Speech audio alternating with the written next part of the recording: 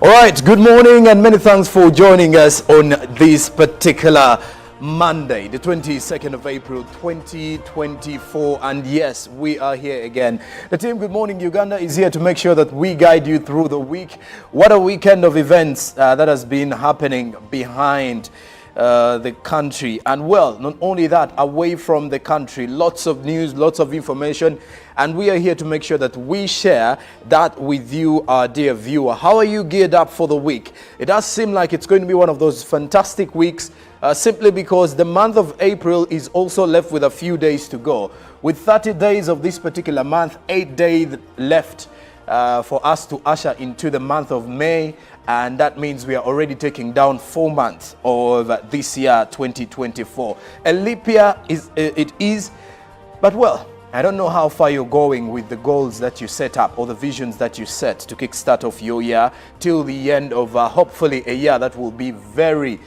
fundamental in regards to change in the country, not only from the business perspective, but when you look at the social well-being of the many Ugandans.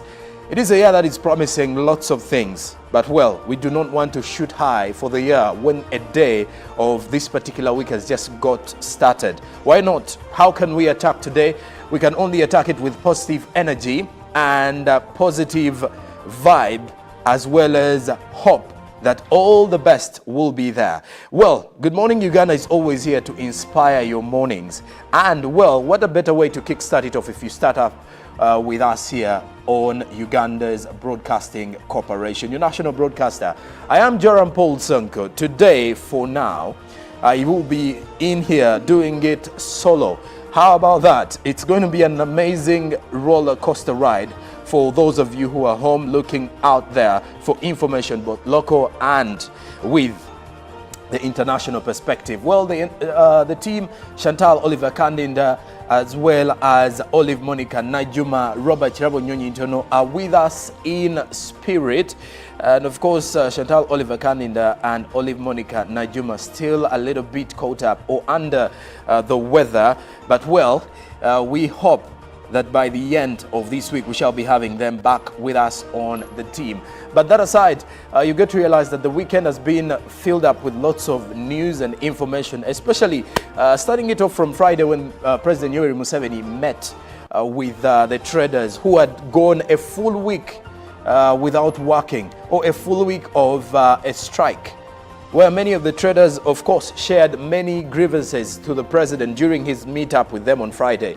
And amongst the key talking points was not only the electronic physical receipting and invoicing system, or IFRIS, but they also had their issues in regards to this, the taxes that they find quite high for them to operate in business.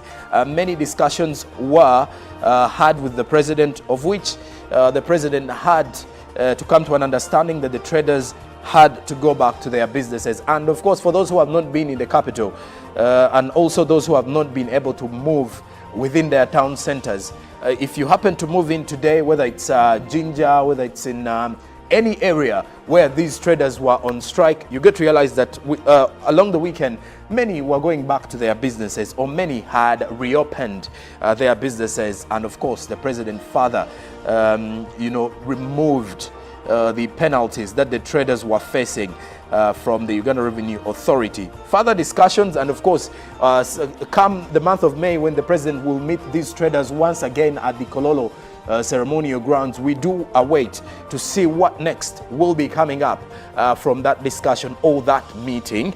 But that aside, there was also a police statement, or a Uganda police statement, especially for those who trade their plight along the Kampala-Masaka highway, where the Directorate of Traffic and Road Safety does continue to inform the general public that the road in between Chengera and Budo Junction, that is along the Kampala-Masaka highway, has partially sunk along the weekend due to the heavy rains that were occurring. Now, the traffic flow on the same route is likely, or is being affected, as all motorists use only one side of the road, as of course ongoing works from the Uganda National Roads Authority do continue to prevail in the same regard. And the public was further called upon to exercise the utmost discipline, which is filled up with patience. But when we talk about the road incidents in Uganda, you get to realize that the same route, or let's say the same road, that is the Entebbe road around Nkumba traffic lights, you get to realize that the same spot where we lost a law practitioner as well as a UCU law tutor, again we saw an incident of similar margins, if I'm to put it in that way, where a coaster rammed into another vehicle that was waiting for the traffic lights.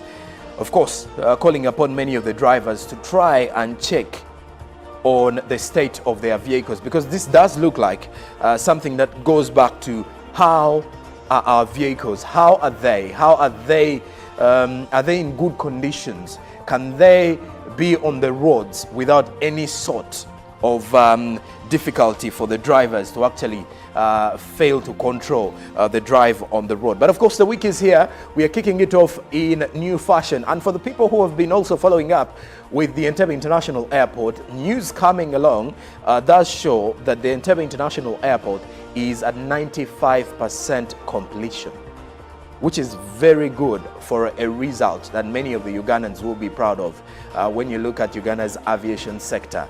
And 95% of completion in regards to the expansion, it is something that we would wish to have, because when it comes to development of the country, you want the infrastructure of your country to also be top-notch and to be up to standard with the world stage, so that you can easily accommodate many of the investors that are coming along, and then also to spur economic development in the country. But that aside, we do have some news gathered for you from the local scene as well as from the international scene, and of which I will be kicking it off with the local scene to see what is happening from the Ugandan side of the news, because lots of information is coming away. Well, we're starting it off with the Vice President, Jessica Lupo, who paid her respects to the late Dr. Jerome Okech Alika, who is the former Minister of Foreign Affairs and Special Advisor to the President Yoweri Kaguta Museveni, at his ancestral home in Awaranga Cell, Badege Laibi Division, that is in Gulu City. Dr. Alika passed away on April 15, 2024 at Nagasero Hospital in Kampala. Representing President Yoweri Museveni, the Vice President Lupo described Dr. Alika as a patriotic man who made significant contributions to Uganda. She further noted that the 10 million shillings provided by President Museveni to support the family was redirected to support the education of vulnerable Acholi children, a cause close to Dr. Alika's heart. Now, Dr. Alika was accorded a state burial with a 3-gun salute, which recognized his service to the country. His family remembered him as a loving person who prioritized his family and community above anything else. Ambassador Olara Otunu announced plans to establish an education scheme to support vulnerable Acholi children in line with Dr. Alika's legacy. Now, Dr. Martin Jerome Okech Alika was a renowned dental surgeon, businessman, community leader, a senior advisor to the president. He also served on the boards of nearly 40 Ugandan companies, and his contribution to Uganda and the Acholi community will deeply be missed. Now, elsewhere, the Archbishop of Kampala Archdiocese, Paul Semogere, is concerned over cheating in schools, which has led to poor quality services to Ugandans by those claiming to be qualified through cheating. Semogere said cheating not only stops in schools but also facilitates corruption. I beg your pardon. Now, during the groundbreaking for the construction of a new block at Queens of Martyrs in Kigoma Wakiso district, the Archbishop of Kampala Archdiocese, Paul Semogere, challenged schools to be more strict on and avoid cheating during exams. He said cheating produces unqualified personnel and puts lives of Ugandans in danger. The Archbishop said that the rampant levels of corruption in the country start at school, where students and teachers get involved into buying exams and do end up with fake grades. He turned to students whom he advised to focus on academics, emulating Jesus Christ. Then the State Minister for Kampala and proprietor of Queens of Martyrs Secondary School, Chofa Togabe Kabuye, called upon parents to embrace the new curriculum and provide learners the requirements. Now, Chofa, with the wife, thanked the Archbishop for always blessing the school, which has helped them to perform highly in the national examinations. Then later, after the event, Archbishop, together with the minister, performed the groundbreaking ceremony for the construction of a new block at the school.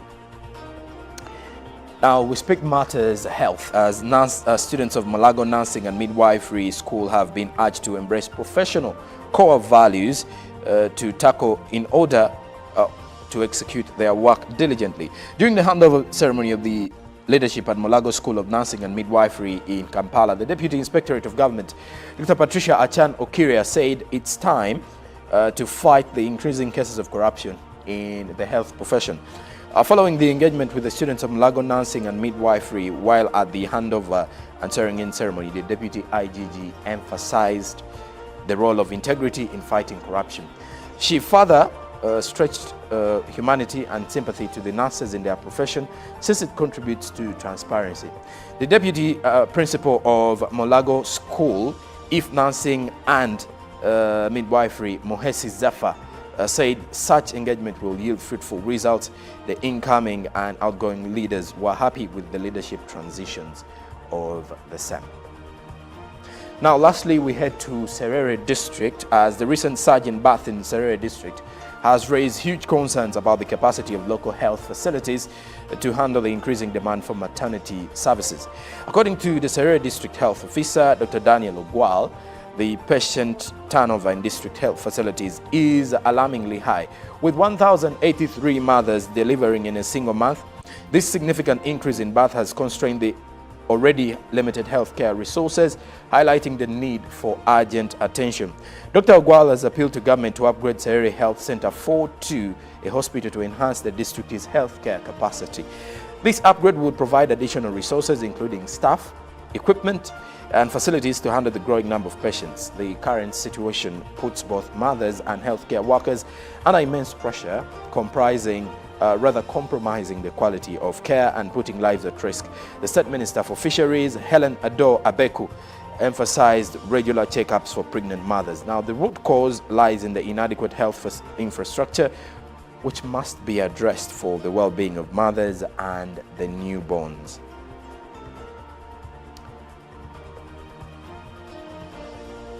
And now that is it from our local news that we've been able to gather for you this morning. Now, besides that, we head to the international scene to see what is making headlines from the same regard. Now, from there, Israel's Benjamin Netanyahu has vowed to reject any sanctions on the country's military after reports that the U.S. plans to cut aid to 1 unit.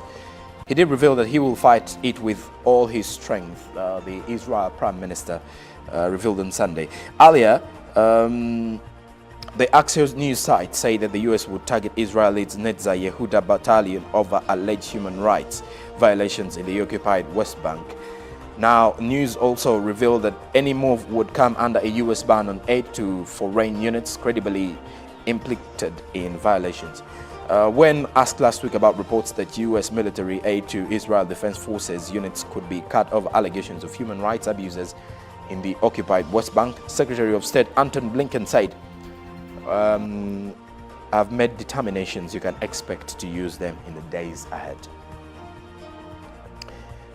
Now, TikTok has warned the U.S. ban would trample free speech. The social media app says a potential ban on its app in the United States would trample the free speech of 170 million Americans. The U.S. House of Representatives voted on Saturday to ban TikTok if the app's owner does not cut its ties with China. The legislation was part of a U.S. foreign policy package that included aid for Ukraine and could become law as early as next week. In recent months, the U.S. officials have voiced alarm over TikTok's popularity with young people. They allege TikTok's owner, ByteDance, is subservient to Beijing, accusations it has repeatedly denied. Now, the TikTok legislation was included in a package approved by lawmakers that would send $61 billion, approximately 49 billion pounds, in foreign aid to Ukraine, as well as money for Israel and Taiwan. Now, the House of Representatives voted on TikTok's future fast, with 360 to 58 voting on the updated diverse or ban bill. Now, meanwhile, people in the African countries primarily migrate within the continent rather than trying to leave it, new analysis has showed. A report by the International Organization for Migration, IOM, and the African Union seeks to counter misconceptions and find better solutions to help people migrate safely. Lack of democracy, insecurity, violence and conflict are the main drivers of migrations in Africa. And as the climate crisis worsens and more people are pushed to leave their homes to seek a better future, yet the latest African migration report found that, contrary to popular belief, internal migration on the continent surpasses external migration. The report finds the migration primarily occurs within the African continent rather than beyond its borders. Yvonne Ndege, regional spokesperson and head of the communication for the International Organization for Migration, the IOM, that is in the East and the Horn of Africa, revealed that we see a lot of media coverage on Africans trying to reach Europe in particular. But the findings of the African migration report seem to counter disbelief, she noted. And now, lastly, we speak matters climate, as the African Development Bank Group President Akinwumi Adesina has called for more urgent action as climate change continues to wreak havoc in many African countries, saying that the continent needs $277 billion per year to face the challenge. He was speaking at a high-level roundtable on climate finance convened during the International Monetary Fund and World Bank spring meetings by the UK Deputy Foreign Minister and Minister of State for Development and Africa, Andrew Michaud, and the German Minister for Economic Cooperation and Development, Sevaja Shows. Adesina said that the ongoing devastating drought in several parts of Africa underscored the need for all stakeholders to come together to accelerate support and further financing for Africa. Africa is in the eye of the storm from climate change, accounting for 9 out of the 10 most vulnerable countries to climate change globally, according to what Adesina told participants. He added Africa is not getting what it needs to adapt to climate change. Africa just received $30 billion per year for climate adaptation, while its needs are around $277 billion per year, leaving a huge financing gap. The African Development Bank has scaled up climate finance and it's exceeding its financing targets for African countries. The bank has launched several innovations to mobilize resources that will help scale up climate finance. And well, away from that, that is what we've been able to gather for you from both the local and the international scene. Now, tell you what, we do have more news, but this particular one is coming in from our press review. The local media is making some huge headlines, that is from the Ugandan perspective and also within the region. And we start off with the New Vision, which is highlighting traders must pay taxes, President Museveni not. The New Vision is giving you more details in regards to what happened between the meetup of President Museveni and the traders. Now, business owners agreed to reopen shops as URA asked to halt past IFRI's fines. Then also, fees in government-aided schools to be reviewed, says the New Vision, as the Church of Uganda is demanding 2 billion shillings from Breakaway Church. Which Breakaway Church is that? Read about it. Now, the economy, President Museveni speaks out on economic saboteurs. Read more about that as well, as Princess Bagaya celebrates 88th birthday in style. As Princess Bagaya at the front page is with the Nabagereka of Buganda Kingdom. Also, that is at the front page of the New Vision. Then the big 8 car dealers ask court to ring-fence government supply. Find more about that in the New Vision. Then health and beauty, how to treat diabetic wounds. For those who are facing the issue, you can read more about it in the New Vision. Now, the Daily Monitor is highlighting fresh fight erupts over Uganda telecom deal. In between the line is the digital asset executives of the foreign firm owning majority stake in the revived Uganda Telecoms Corporation Limited are expected in the country this week to resolve the delay in handing over to them the management of the national optic fiber network. Then final journey, Dr. Alika carried Uganda in his heart, says Museveni.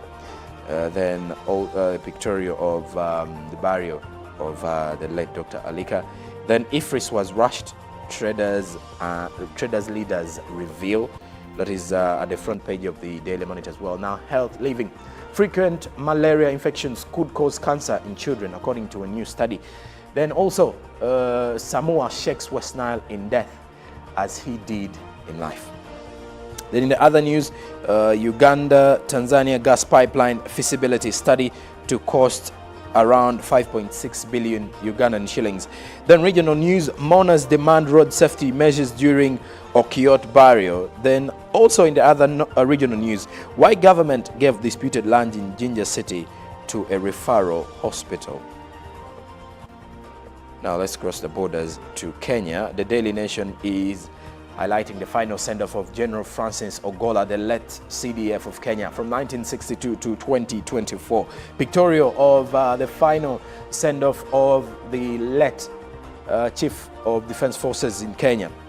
Part of that includes President William Ruto and First Lady, as well as the family of the late Francis Ogola. Fare thee well, General Chief of Defense Forces Francis Ogola was yesterday laid to rest amid calls for a speedy and thorough probe into the cause of the helicopter crash that killed Kenya's foremost military officer. Then also read about the athletics. Kenyans rule London streets. Victoria of some of the Kenyans who emerged victorious in the athletics. Then serialization, my time in cabinet, and the chorus of open psychophacy in the second installment of Francis Ole Kapero's memoirs, Coming the Storms. Read about it as he shares his journey in Kenya's judiciary. Then lastly, from our press review this morning, the Citizen newspaper, that is from Tanzania. Tanzania at 60, Dar es Salaam is steady evolution into a mega city. Read about it. Now, international tensions, Iran, Israel appear to pull back from BRIC as CAG. Here's what ails state-owned banks. Then, why the United Nations Joyce Musuya has found memories of science subjects. Then also, wanted solution to endless road repairs. There's a figure that has been highlighted at the front page of the new vision of the Citizen, which is showing the government plans to spend roughly 841.19 billion Tanzanian shillings in the next financial year on the construction, maintenance and rehabilitation of roads across the entire country of Tanzania. All right, now there you have it from our local news this morning, as well as from the international news. And I can only tell you that after the break, we have more conversations on our newsreel. So stick around, because Good Morning Uganda does US ban would trample free speech. The social media app says a potential ban on its app in the United States would trample the free speech of 170 million Americans. The US House of Representatives voted on Saturday to ban TikTok if the app's owner does not cut its ties with China. The legislation was part of a US foreign policy package that included aid for Ukraine and could become law as early as next week. In recent months, the US officials have voiced alarm over TikTok's popularity with young people. They allege TikTok's owner, ByteDance, is subservient to Beijing, accusations it has repeatedly denied. Now, the TikTok legislation was included in a package approved by lawmakers that would send $61 billion, approximately 49 billion pounds, in foreign aid to Ukraine, as well as money for Israel and Taiwan. Now, the House of Representatives voted on TikTok's future fast, with 360 to 58 voting on the updated divest or ban bill. Now, meanwhile, people in the African countries primarily migrate within the continent rather than trying to leave it, new analysis has showed. A report by the International Organization for Migration, IOM, and the African Union seeks to counter misconceptions and find better solutions to help people migrate safely. Lack of democracy, insecurity, violence, and conflict are the main drivers of migrations in Africa.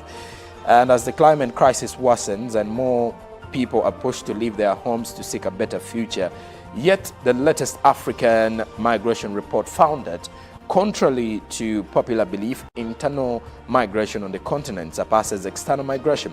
The report finds the migration primarily occurs within the African continent rather than beyond its borders.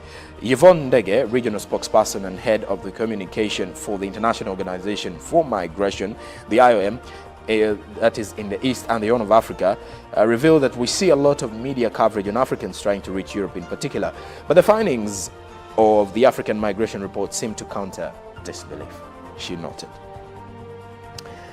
And now, lastly, we speak matters climate, as the African Development Bank Group President Akinwumi Adesina has called for more urgent action as climate change continues to wreak havoc in many African countries, saying that the continent needs $277 billion per year to face the challenge. He was speaking at a high-level roundtable on climate finance convened during the International Monetary Fund and World Bank spring meetings by the UK Deputy Foreign Minister and Minister of State for Development and Africa, Andrew Michaud, and the German Minister for Economic Cooperation and Development, Sevaja Scholz. Adesina said that the ongoing devastating drought in Africa, in several parts of Africa, underscored the need for all stakeholders to come together to accelerate support and further financing for Africa. Africa is in the eye of the storm from climate change, accounting for 9 out of the 10 most vulnerable countries to climate change globally, according to what Adesina told participants. He added Africa is not getting what it needs to adapt to climate change. Africa just received $30 billion per year for climate adaptation, while its needs are around $277 billion per year, leaving a huge financing gap. The African Development Bank has scaled up climate finance and it's exceeding its financing targets for African countries. The bank has launched several innovations to mobilize resources that will help scale up climate finance. And well, away from that, that is what we've been able to gather for you from both the local and the international scene. Now, tell you what, we do have more news, but this particular one is coming in from our press review. The local media is making some huge headlines, that is from the Ugandan perspective and also within the region. And we start off with the New Vision, which is highlighting traders must pay taxes, President Museveni not. The New Vision is giving you more details in regards to what happened between the meetup of President Museveni and the traders. Now, business owners agreed to reopen shops as URA asked to halt past IFRIS fines. Then also, fees in government-aided schools to be reviewed, says the New Vision, as the Church of Uganda is demanding 2 billion shillings from Breakaway Church. Which Breakaway Church is that? Read about it. Now, the economy, President Museveni speaks out on economic sabotage. Read more about that as well, as Princess Bagaya celebrates 88th birthday in style. As Princess Bagaya at the front page is with the Nabagerika of Buganda Kingdom. Also, that is at the front page of the New Vision. Then the big 8 car dealers ask court to ring-fence government supply. Find more about that in the New Vision. Then health and beauty, how to treat diabetic wounds. For those who are facing the issue, you can read more about it in the New Vision. Now, the Daily Monitor is highlighting fresh fight erupts over Uganda telecom deal. In between the line is the digital asset executives of the foreign firm owning majority stake in the revived Uganda Telecoms Corporation Limited are expected in the country this week to resolve the delay in handing over to them the management of the national optic fiber network. Then final journey, Dr. Alika carried Uganda in his heart, says Museveni. Then pictorial of the burial of the late Dr. Alika. Then IFRIS was rushed, traders leaders reveal. That is at the front page of the Daily Monitor as well. Now, health living. Frequent malaria infections could cause cancer in children, according to a new study. Then also, Samoa shakes West Nile in death as he did in life. Then in the other news, Uganda-Tanzania gas pipeline feasibility study to cost around 5.6 billion Ugandan shillings. Then regional news, mourners demand road safety measures during PDM, my parish, my development, my life. Nyati Motion Pictures brings you Tuko Pamoja, a documentary film about our unity as Ugandans and Africans. Bunyoro would have simply created an East African community that we are looking for today. The rulers of Bunyoro are actually Luos. We people who live across the Nile, we are so related from our myth or from just the Nile. We are the same people, and genetically we are even the same people. We are similar people. We are one. Pamoja, we are one. Use that word, pamoja. Tuko Pamoja. Premiering every week from 3rd February to June 2024 at the National Theatre and Indere Center. Daily screenings are from 4th February to June 2024 at Ham Cinemax and the National Theatre. To get a ticket, call 0778 787 660. Tuko pamoja? Live from UPC Studios in Kampala, this is Good Morning Uganda.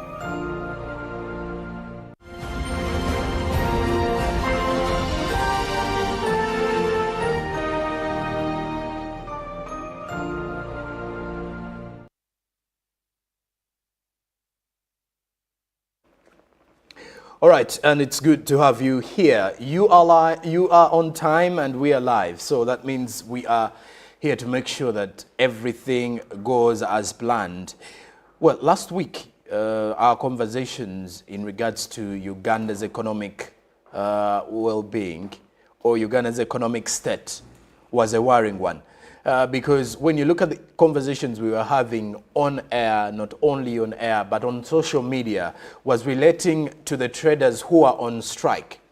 A sit-home strike, where the shops in downtown Kampala, not only in downtown Kampala, by the way, because traders all over the country had stood in solidarity with their colleagues who are under the Kampala City Traders Association to sit back home until they meet the president for a discussion which was rotating around quite a number of issues. One of the issues at hand, or that took the lion's share, was the electronic physical receipting and invoicing system, or IFRIS, by the Uganda Revenue Authority. But not only that, the taxes and the level of doing business, or the nature under which the traders are operating, were some of the issues at hand that the traders were putting across.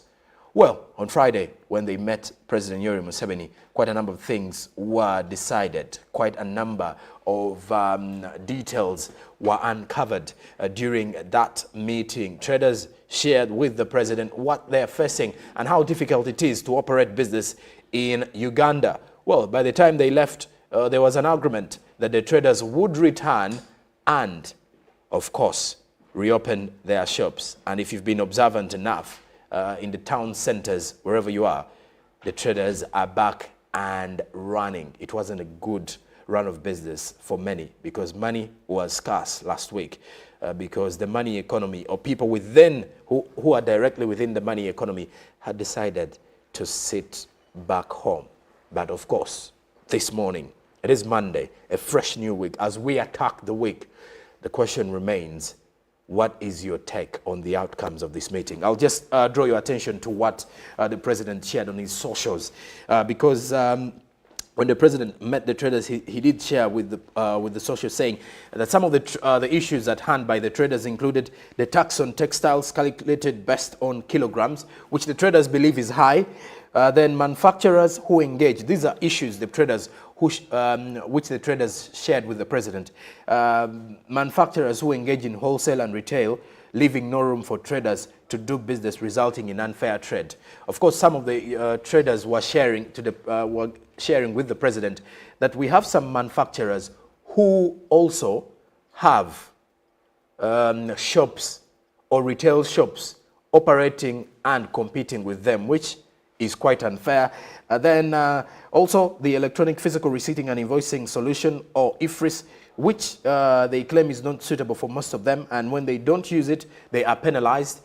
As also the threshold for value-added tax, which is currently an annual turnover of 150 million, which the traders believe should be increased. And the president also tabled before the traders, saying they should also answer some questions.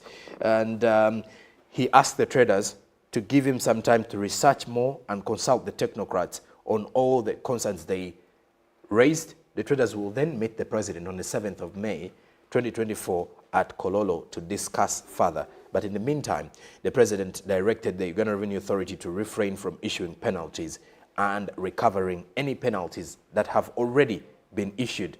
But he cautioned the taxpayers to continue being tax compliant. Very important in there. And he was happy that the traders agreed to reopen the shops. Now, Joshua Mawere from the Kampala City Traders Association Youth League is here with us in studio. We do also expect Ibrahim Bossa to come along. But first we need to understand, with this meeting with the president, what does it mean and how is the state of affairs in the trading environment? Good morning, Joshua. Many thanks for joining us today. Good morning to you and good morning, viewers. Thank you so much for always hosting me. Pleasure is ours. We are in high spirits. Indeed. You're very happy and excited. We've opened up in full gear. But first and foremost, why did we close shop? We closed shop because of about 4 or 5 things. One, tax administration. Poor tax administration brought us a lot of pain as traders. Under administration, URA introduced INFRIS, electronic fiscal and fiscal receipting and invoicing system. And what did this mean? It crossed to the trader as a burden, as an obligation. And the obligation came with, one, to use INFRIS. You must have a phone that can carry Excel. So that means it's not an usual phone, right? Because it's a device-based system. 2, that phone or tablet or laptop or desktop must be, if it's a desktop, it must be a Pentium, not a Pentium. It must be a dual core to be able to support the system, because you have to use it in real time. If it's a laptop, an iPad, and all that, we're talking about i5 core going upwards. Now, these are expensive gadgets. We're talking about 1.8, 2 million shillings to be able to have these gadgets on.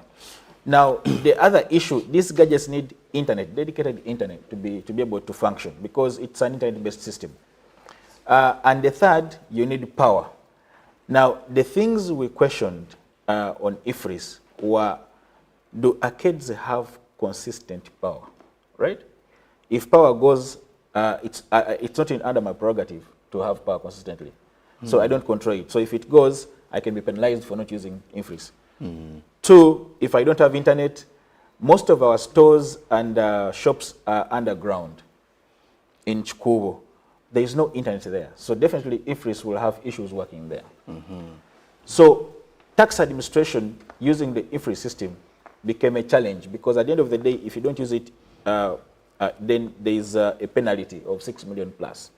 So we're saying, can they revise the system so that it fits the business, the way we do business in Chikubo? Then we also had an issue with tax enforcement. When we discussed this, the president actually said this should stop immediately, the high-handedness of enforcing tax. Then the third thing that we talked about was tax justification, which dealt a lot with the variations. We said here that during COVID-19 we were paying 25% on garments.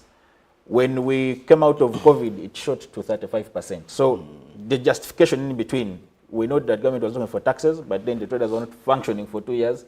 So when they came back, that shot up. Then it also came with the kilograms, which we say that that shouldn't be the mode of determining the tax that I pay on garments. So the fifth was about the trade order, and we are happy as traders that finally we got to meet the president, and he listened to our issues.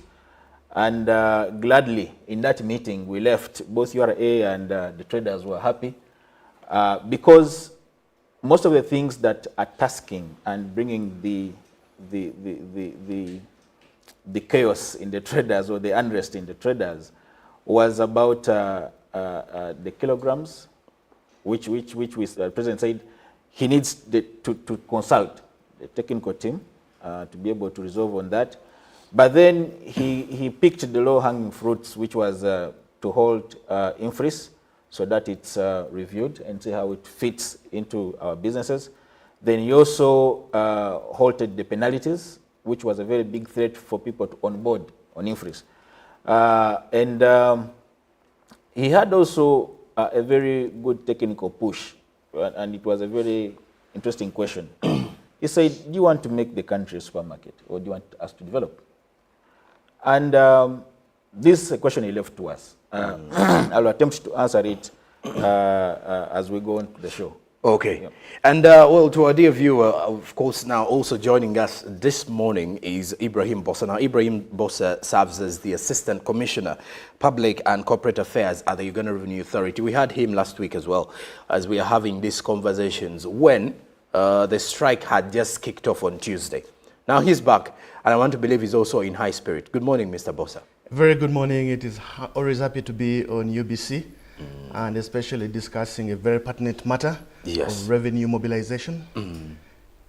Okay. And starting from there, on Friday when the traders met with the president, according to Mr. Joshua Mayere, they came back happy. I don't know how the Uganda Revenue Authority were left, but I want to believe they are also happy. But my first question would be really, what is the state of our economy right now with the fact that we have the traders back in full force and they are working? Thank you very much. We are yet to assess the impact of the sit-down strike by the traders, because the most affected tax head would be VAT, and VAT is usually reported on a monthly basis. So probably by the end of this month, we will see what happens. We realize that, for example, the other tax heads like the import duties were still flowing, I think simply because many of the traders will have purchased their inputs before the close down of the festive seasons in China. So either cargo was arriving or is on sea. So we did not see a reduction in that. We also see other tax heads, probably like pay as you earn, that do not seem to have been affected. But we know that at least when it comes to VAT, I think that's where we're going to be able to see a dip. But the figures can be told at the end of the month. But overall, definitely, when traders are not operating, it affects the economy, and I think people did feel the pinch. The traders themselves, I think even the country. But of course, at one point or another, still consumption goes on. Even the traders themselves, as they are home or elsewhere, they are actually consuming. Okay. I think the idea that we are facing right now is that the president made a pronouncement, which we think was a fair pronouncement, given the grievances of the traders. But you see, when we are dealing with information, especially now like we who are dealing with tax education, we are faced with different challenges in getting to our audiences. We have usually people who are looking at things in a selective way. If I'm positive about an idea or negative about an idea, I will be able to interpret it differently. Just like the pronouncement, I have seen people who think or have interpreted the president's pronouncement as putting a stop to IFRIS, which is not correct. Actually, the president put a stop on any further penalties to be issued because of non-issuance of the receipts from IFRIS. So meaning that our traders, given their plea, if you're still learning, if you're still grappling with the use of IFRIS, you are not going to be penalized. But we have already mature markets within the value chain, like the manufacturers, like the hotels, like the supermarkets, who have already been using IFRIS effectively, and these will definitely continue to use IFRIS as we sort out the paining issues as described by the traders. So I think it is important for people to know that first of all, IFRIS is a tool to supervise the tax. For some segments of our market, like the people in Chikubo and other Bikubos around the country, they have specific challenges. Some of them describe their act as okuyiriba, whereby you're basically running from one shop to another, and they want to know how this actually impacts on the way they work. Like Joshua was saying, some of them are basically talking about connectivity, much as we have had a solution for that, because the current applications, the desktop applications, the mobile app applications, actually have an offline mode. You can actually operate offline for a period of 1 week until you get connectivity. In that time, you can still issue e-receipts or e-invoices until you get connectivity. But again, that still comes to education and hand-holding our traders so that they're comfortable with what they're using. So I believe we're in a better place right now, especially the fact that they have actually opened business.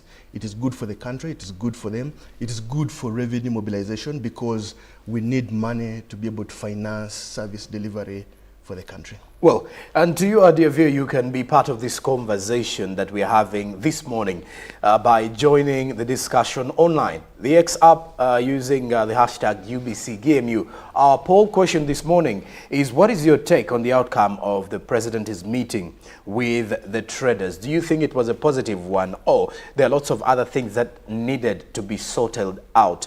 Or you think it is a good starting point since the traders met the president? The poll is, what is your take on the outcome of the president's meeting with the traders? The WhatsApp number is 0709 602 592. It's where you can share your views and opinions. I'll be definitely going through the same. I'm seeing a few comments coming through also. You can also send the same using SMS or give your opinion on the X app. Joshua, President Yoweri Museveni mentioned something very critical, that Uganda should not be turned into a supermarket. In my own understanding, it goes back to the fact that we have so many goods being imported that on the Ugandan market, instead of selling goods that are manufactured in Uganda. And it's so common when it comes to our local traders. What is your take on that? And how are we addressing this? I think the president was pushing in the right direction. We as traders, we're just in the middle of a very huge ladder, from retail to wholesale shops to maybe franchises and then maybe to manufacturing. So it's a staircase that we have to walk up. And what does that take? Number one is there should be available capital, cheap capital for people, for the traders to borrow and then go to add value. Two, there should be deliberate move by government to create incentives to attract locals into manufacturing. But also the things we're talking about, that URA shouldn't eat up all the profitability of a business. Whenever you have a certain portion that you can save, then your head shoots into investment. So if the president wants us to shoot that way, then there should be deliberate moves. It shouldn't take a strike of traders to see the president. Because in this country, we have trade entities that organize conferences for the president in different countries to go and talk to potential investors, to just come and or start a steel rolling mills or start a textile industry. If you talk to 4 people who own arcades in this town, you can get 4 of them who can start a steel rolling mills. So you don't have to fly to US or Germany to pull these people here. So that's what we're saying as traders, that there should be priority that is given to the locals to step up onto that ladder. But also, what he cautioned was very right, that how do we then, what is the mind of the traders in terms of substituting exports, imports with exports? And our push is that we have been buying things from the manufacturers that are in the country. The only real issue has been that the manufacturers or the investors are also going to the last mile distribution, which affects our interconnectedness and the working relationship. So if you start competing with the local investor, then your option is, let me go and bring something that is not made from here, so that I compete with them in the market. Because I'll bring higher quality at a cheaper price, and I'll be competitive. So these are the things that we need to work out. If the trade order is corrected, then the traders will be convicted to buy from our locals and be able to push. But also, we are historically correct that traders are the people who have encouraged most of the investors to come here. Because when you go out and buy things from China, from Germany, from Dubai, and the turnover is high, the next thing the investor asks you is, which country do you come from? What is the market around you? And then if the market makes sense, they make the move to commit their investment to this country. So I think the traders need to be used as an information point for investment. We have the biggest community that travels on a daily basis to another country. If you want to do a market survey on which products can be sold in another country from Uganda, rather use traders. If you want to know which investors out there can come to this country and make very huge investments, talk to the traders, because that's what we've done from way back. And well, let me again call our viewer to be part of this conversation, just to quickly have an interaction with you as well. Share your views on what we are discussing here on WhatsApp. Now, our poll question is, what is your take on the outcome of the president's meeting with the traders? The WhatsApp number is 0709 602 592. That is for those who want to send in an SMS or WhatsApp. That is the same number. Then on the X app, this sample is on UBC TV Uganda, that is on the X, and you can still give your opinion on our same poll question that we have today on Monday. What is your take on the outcome?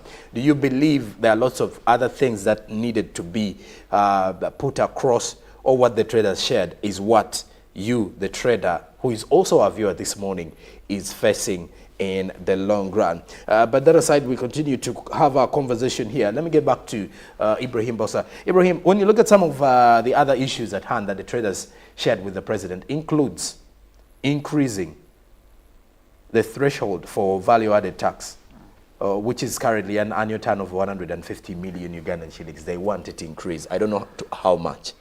I think the traders did propose increment to 1 billion shillings. However, I think the guidance so far has been that we come up with a study to see the impact it has. For example, if we increase it from 150 to 200, then if it is to 300, if it is to 500, and even 1 billion. The minister requested for those case studies of what it means, simply because we have 33,000 VAT registered taxpayers in the country. Now, you have to be critical about this number, because in Uganda, statistically, it is estimated that we have about 10 million Ugandans that have an income, either being employed or doing some form of business. But if out of 10 million income earners in the country, you only have 33,000 VAT registered taxpayers, that shows you that that number is actually very small, even when we are at a turnover of 150,000. That also may be presupposing that probably there are a lot more that we have not yet gotten from the informal sector to formalization.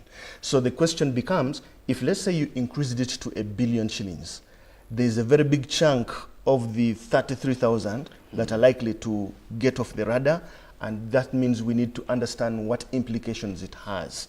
Many of the people in this trade basically add value at different stages of distribution. They make place value in terms of making goods available. They break bulk. Others do branding. Others do marketing. There's a lot of value that gets added, and that is where value-added tax captures. So value-added tax is about every time value is added, there's an 18% that is passed over, and it will reach the final customer. So it is an interesting proposal. They make a good rationale, because the 150,000, the 150 million turnover was set way back in 1996, 97. So probably the value of money has gone, the inflation has gone up. So probably it is not as much money. Somebody gave us an illustration that for that amount of money, it is just a couple of bags of sugar to be sold. So they said, should I really be on the VAT register? So that debate can actually go on with information, with statistics, and I think that study will be made available to the minister. Bossa, there is a growing concern about IFRIS. Many of the businesses, more so restaurants who are using IFRIS, who are already enrolled in the system, are having it as a tax, are treating it as a tax. They are as well sending notices to their clients or customers. I want to believe you've also come across this as well on social media, how many of these restaurants are urging their customers to be compliant with the new prices that may come along with the fact that there is IFRIS and they're under a system that was introduced by Uganda Revenue Authority, which means some of these businesses that are also using IFRIS are treating it as a tax. How far with educating and letting people know that IFRIS is not a tax, or from the perspective of the traders, it is an indirect tax? I think we need to examine the facts here. Okay. If the IFRIS has been around since 2021, yes, but VAT has been in place since 1996 when it was first introduced. And I'll give you an example that we have been surveilling, for example, some supermarkets. We have been surveilling some landlords. We have been surveilling some packaging material manufacturers and restaurants and a couple of sectors to see their performance on VAT in light of the new technology, IFRIS, that enables us to have critical data to make analysis. And this is what we have found. We have, for example, restaurants, when surveilled in a period of 2 weeks, they declare 1 million shillings as sales in a day. When we intervene, and an intervention means getting an officer going to critically observe. You sit next to the register and observe. Within 2 weeks, the sales jump from 1 million shillings to 10 million shillings a day. That is what we call suppressing sales. That tells you that this particular client, who has been reporting VAT, has only been declaring about 10% of the VAT they collect. Okay, they declare 10 million, yet they are making, they declare 1 million, yet they're making 10 million. So that just shows you that there is some bit of dishonesty in this kind of business. Okay. And all we need to do is to be a little fair to each other. We are revenue mobilizers, they are taxpayers, but you see, you have to meet midway. We have landlords who have been submitting and remitting VAT for over the last 10 years, okay? Now, with the coming of IFRIS, which supervises VAT more critically, you realize that they have also just been remitting about 10%. Somebody is issuing, is given rent, commercial rent of 2 million shillings, but they will declare 200,000. And they will pay VAT on the 200,000. So that shows you that somebody, again, is suppressing sales. The power of the IFRIS solution is to be able to see somebody who is evading tax, somebody who is suppressing sales, somebody who is dealing in invoice trading. If you have any form of VAT fraud, the IFRIS solution will be able to tell the revenue mobilizer, and that is where the challenge is for many traders. They feel that we have brought the game to them. You have been able to do your business probably under the table, and IFRIS comes up to basically open up and even the ground. So the challenge here is that even our customers today need to be assertive and be able to demand that their rightful taxes are actually communicated. There is no reason why a landlord, why a restaurant charges you an additional 18% that they have always been charging you in the first place. Many of the receipts, if you see them, they are designed in such a way that somebody will compute the cost of what you're buying, if it's food, if it's something from the supermarket, they have a total of it, but they also let you know that there is an 18% charge, which is a tax. So all of a sudden, they want to charge you an additional 18%, which I think is not fair. But again, I think we need to be able to get back on the drawing board to have an honest conversation with many of these traders. It is possible. You see, with education, it is not a be-all and end-all. People come in, people have different ways of retaining information, people have different perspectives on what is right or wrong, what is legal, what is not legal, and I think we have to consistently do our job to be able to be in the faces of our traders, to help them, to handhold them, so that they understand what their obligations is, but also to mention to them that you can actually be profitable when you're doing the right thing. when Joshua said here that you see the taxman should not should not affect our profitability, he used the statement like that. But you see, what people need to appreciate, that taxes come after you have made a profit. If you have no profit, you do not pay tax on income. You get what I'm saying? If you make an income, it is a percentage, say 30% of that income on which you pay tax. So it is not likely that a tax is going to kill your business, because if you have no money, if you make little, if you make big, equally the tax basically is commensurate to the profit that you make. So some of these need to be told, and I think many of our business people may not be aware. There are many things that destroy businesses other than tax. I'll tell you that there are some businesses that have closed recently simply because of the uneven playing field. If I am playing by the rules and I have my competitors who do not play by the rules, meaning that they stock things that are smuggled and they are not paying taxes, but for example, I pay all my dues, pay my taxes and ABCD, that ground is uneven at the end of the day. Somebody who is playing by the book may end up actually running out of business. So you realize that there are things that can make a business fail in terms of administration, even in the changes within the economy. Yes. When I look at what we're dealing with right now, I want to believe that our businesses like in Chikubu also need to be able to be forward-looking. In many economies, there are 166 countries in this world that use the value-added tax, and it's working well. But something that is key is that manufacturers have found a way of cutting short the distribution chain. So manufacturers have, for example, outlets. You know, they have department stores. So a good comes from the manufacturing outfit to a department store.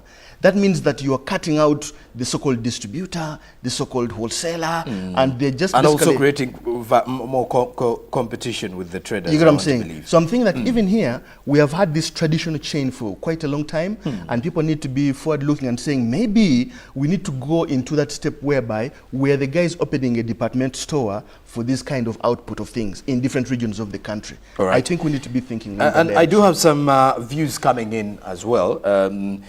This one is saying, good morning, Uganda. Thanks for the program. I'm Goodoi Sam from Mbale. My thought on taxes that government should lower the tax so that the consumers do not suffer in terms of the prices. Thank you very much, Sam, for that comment. Then this comment is coming in from Gumisi Reza Vicent from Uganda, who says, the question is not the type of the tax, but what it does for the traders.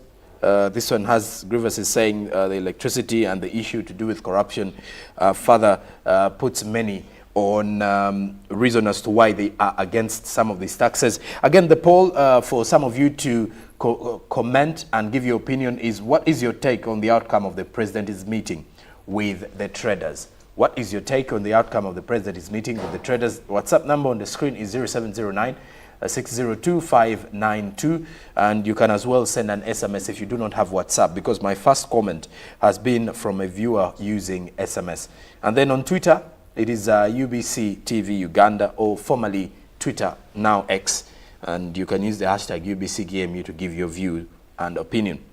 Then we have a comment which is saying that if a restaurant includes VAT on their receipts, indeed it's right regarding value-added tax. How come URA has not reviewed the informal sector like cattle keeping, agriculture? There is some element of VAT when you critically study these two sectors. Though URA only focuses on mainstream revenue base, as in retail and wholesale businesses. You did not leave your name. Please do, in case you're sharing an opinion on the matter we are having on board. This one says, good morning, thank you for the program. In my opinion, traders were right to strike so that their grievances can be addressed by the president.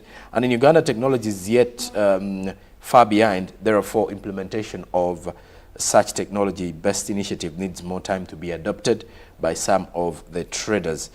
This one says, honestly, Joshua and indeed Kasita team, you have extremely not done what we expect.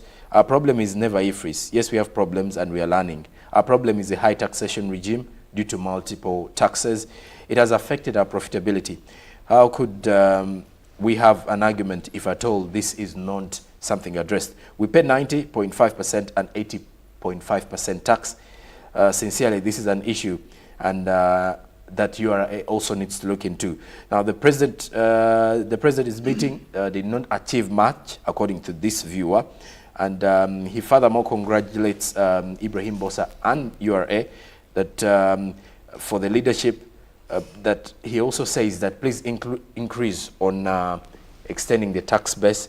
We are now going to fight through Parliament to revise many of these laws and secure our economy with little from our leaders in Parliament. He also says that there is a lot that needs to be done with discussion with the tax. This is Dunguse Innocent. Joshua, I'll start with you. He believes that there is more that the Kampala City traders would have tabled. But I want to believe you tabled the issue of the taxes, if I'm not mistaken. Yes, we did, and we ably tabled all the grievances we had against taxes. Now, it is, I think, a double take. One, there are things that the tax administrator can do, that Mr. Bossa can speak about, and immediately sit with the team and change. There are certain things that need policy drive. This goes through Parliament. Yes. And there are those taxes that come from the executive to Parliament and they are passed, so they have to go through the same channel backwards. So as we have these interactions, that's why the president said I need to consult again, because he also has a channel of facts that he has to explore and be able to respond. But as Kasita, we've done our, I think we've done the best of our job. One, today when you go to any social media platform, people are speaking about the taxes. It means we've achieved a level of tax awareness. We have actually assisted URA for people to understand tax, which is very interesting. The explanations that when you hear them, it shows that people have started to look deeply into their businesses and say, do I fit this tax bracket? If I pay this tax, how do I exist as a business? So, and then if Bossa comes back and explains, then we get a meeting point. So for us, I think we have a level of achievement towards tax sensitization. But also secondly, from our side, we have engaged these institutions, including URA, including all the other trade institutions, to be able to bring the awareness to them that we are being kicked out of business because of the taxes or because of a certain policy that is not favoring the traders. Okay. And lastly, I think what we've achieved is remobilization of the traders towards focus into business, and what Bossa talked about, now starting to elevate our vision. How do we move forward from being only importers to being exporters to being value adders, real value adders, you know, changing place and putting a commodity from point A to point B. URA calls it value addition. We call it market knowledge, just trying to understand where the product is needed, and I add my markup. But also, last what I want to talk about is what Mr. Bossa expressed. Most of the businesses now are adjusting their pricing, because even in non-organization, the big organizations, they have a full team, marketing and pricing team, that sits to look at the product, what value have we added, what markup do we put on this product, taxes are involved, are included into that pricing. Not many of these shops. You've retired, you have your NSSF, you say, okay, what next? Because you're living more life than your paycheck time. So you go downtown and start a business. So these are some of the things that you have to learn as you move forward. So most of the traders are starting to adjust, understanding that, okay, this price that I have must include VAT, for real, VAT. There's what has been happening, a receipt that has 18%, but the trader doesn't know. It's just because that's what is required. Somebody who is taking your products needs a receipt that has 18% VAT. But in real terms, in terms of your business, how does it leave your business to go back to URA and all that? Those facts, traders lacked them. And those that knew them, I think then they know how to transfer back the tax. All right. So for me, I think that the president halting the enforcement and halting the penalties is very right, and something that we've rightly achieved, is to be able to go back to the ground and now have a meeting point. All right. Gentlemen, we're running short of time. I will go to Ibrahim Bossa. In your parting shots, what message would you give to the traders in regards to tax compliance and understanding of the taxation system in the country? And then I will get back to you, Joshua, your message to fellow traders. But first I'll go to Ibrahim. Thank you very much. I think now is a very good time for us to be able to engage a second gear in terms of engagement and tax education, because thanks to Kasita and team, they have cast a spotlight on aspects of taxation. People right now are more susceptible to understanding, to absorbing, to learning more about taxes. I will tell you, we have been running around with traders. I mean, we have done over 80 workshops in Chikuo, but you see, these are workshops where you invite 500 participants and they turn up at about 160, 170 participants. We have been going door to door to engage with the traders, but you see, they have different conflicting issues within their shops. Now is the good time for us to now invite them. The business facilitation centers that we're going to be creating, courtesy of our Commissioner General and PSFU, would be a good place to attract people. People who have a problem to understand what the obligations are, what taxes apply to them, whether they apply in a certain tax band or not. We have an interesting tax band here that people ignore, that we call the presumptive tax. Now, that presumptive tax, many people, if you are below the 150 million threshold, is a good tax for you, especially if you have challenges keeping your bookkeeping records, if you have challenges with understanding the tax regime. As long as you fall between a band, 10 million, 30 million, you pay 80,000 presumptive tax. That's your full tax a year. Between 30 and 50, you are paying 200,000 full tax a year. But many people are not aware about this. And I think now is the time to increase awareness, to put focus on things that matter. But bottom line, let us meet our obligation. The aspect that His Excellency gave to hold issues of penalties, at some point in time, penalties are part of the law. Yes. At some point in time, that cover will unravel. So you don't want to be found in a bad place. Now is a good time to concretize that, and I think we can work together with the many associations. I want to congratulate Kasita for being able to engage us. I'll tell you that a revenue mobilizer is empowered by law, and somebody sometimes needs to check, ask the critical questions, ask the tough questions, so that we can go back and revisit issues of implementation that affect traders. And I think we are on the right path to make sure that traders can actually meet their obligations with ease, with comfort, and with little restraint from us. All right. Thank you very much, Ibrahim Bossa. Joshua, your parting shots, what would be your message to the traders? First and foremost, I want to thank all the traders across the country, all the different associations that fall under Kasita or affiliated to Kasita, for the solidarity that we showed. I think it's delivering some of the results that we anticipated. Two, I want to encourage all traders to think ahead of the chain. We need to increasingly push from only being traders to being real value adders, and to create more sort of partnerships that lead us into a higher ladder in the value chain. Then also, I want to encourage young people, because that's the constituency that I lead. And trade now is changing. Business is changing from the older generation to the young generation. I want to encourage you to be more informed, look for information, engage some of the MDAs that you must engage. Let's have very meaningful discussions, and let's write papers that influence policy, and also be able to do business in a very legitimate way. Thank you so much, and I'm always pleased to be here. Well, the two gentlemen this morning have been having Ibrahim Bossa, Assistant Commissioner Public Affairs, Public and Corporate Affairs, Uganda Revenue Authority, as well as Joshua Maere, serving as the chairperson of the Kasita Youth League, the Kampala City Traders Association. So our conversation has been huge on the traders meeting with the president.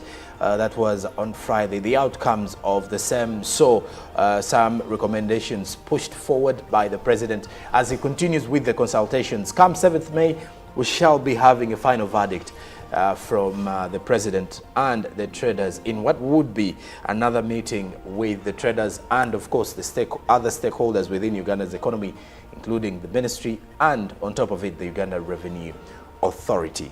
But thank you very much for the views and the comments, for all of you that have been following up the discussion. Coming up shortly is the Tourism Express with Allen Namisango. Stick around. This is Good Morning Uganda.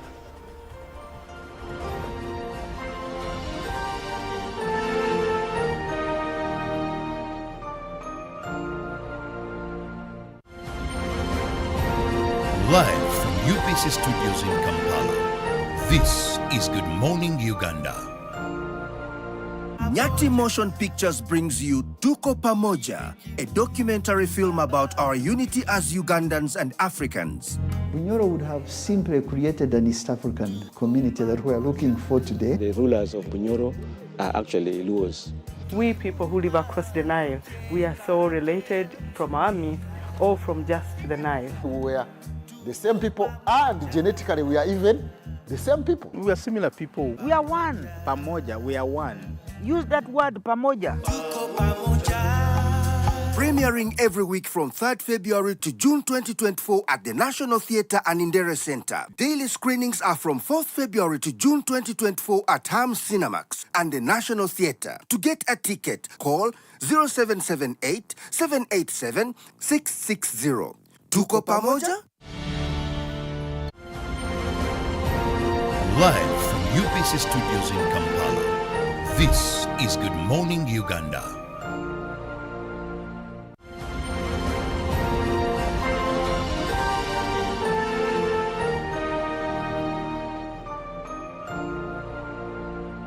Lake Victoria, Africa's biggest freshwater body lake, is dotted with so many islands.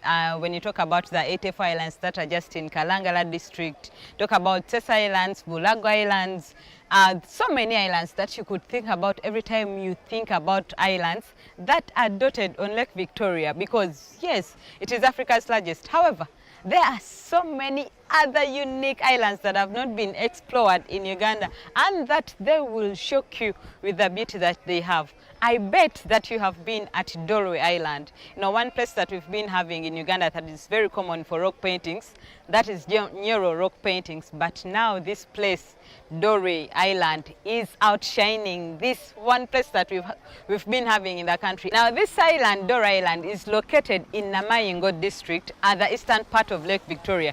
It has so many things that I cannot even explain. Words cannot explain the beauty, the mystery of paintings that are here at this place, the rocks, the beautiful landscapes. The place is so virgin that I am going to commend you, or I'm going to challenge you to make sure that you visit this place. But before, let's go around and you see what is happening at this place.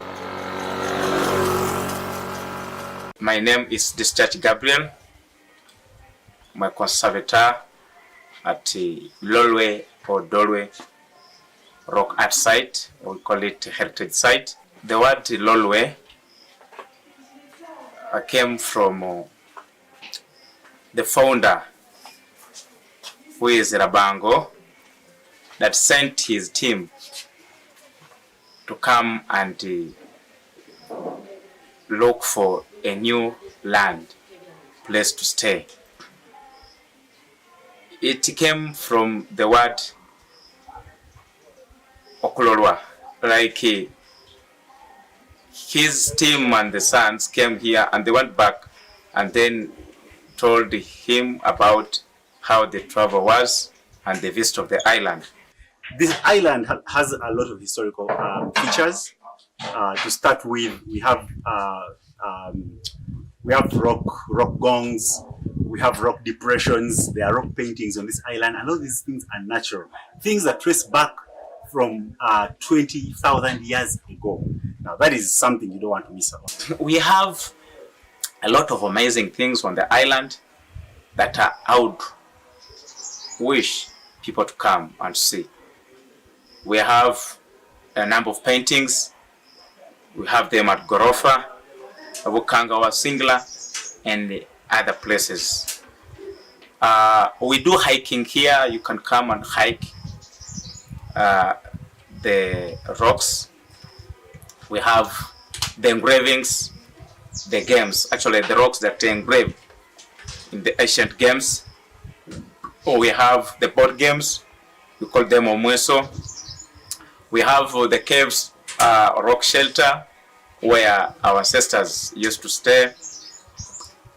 We have the gongs, like sounds like xylophone. Those are instruments that they were using before the discovery of drums. We have a number of things like even sunset capture. We have beach walk. We have a number of beaches here. We also cruise to some of the islands, like the iconic, which is Mwango. It is very beautiful. I wish people to come and visit. There is also birding we do, and we do birding, not like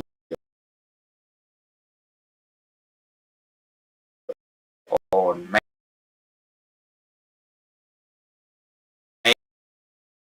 main aside.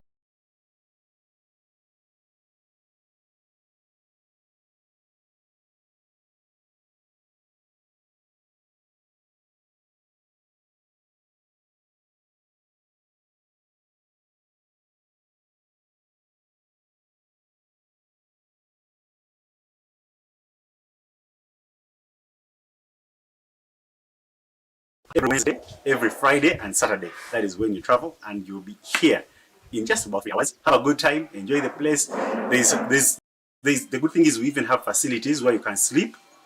We have a new facility like La Funk. We have several other upcoming facilities. So when you're here at the island, you're just good to go. The place is amazing, and trust me, the history around here, the culture is just spot on. I think you've seen what is really we are talking about in Dore Island. The beauty at this place is really mesmerizing. However, like you've seen, the place is so virgin. The place is doesn't have any tourism developments. It doesn't have a lot of accommodation facilities. I think there is only currently just one accommodation facility where you can think about. That is La Funk Eco Resort. That is where you can stay. Is open for investments if you want to improve